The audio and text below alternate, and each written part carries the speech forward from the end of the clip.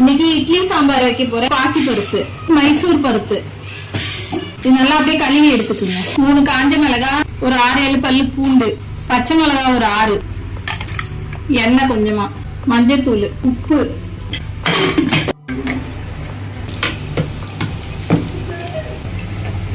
கடுகு, ஜீரகம், வெங்காயத்தூள், வெங்காயத்துக்கு ஏத்த மாதிரி கொஞ்சமா உப்பு, வீட்டு குழம்பு மசாலா, மல்லியும் ஜீரகமும் சேர்த்து அரைச்ச பொடி.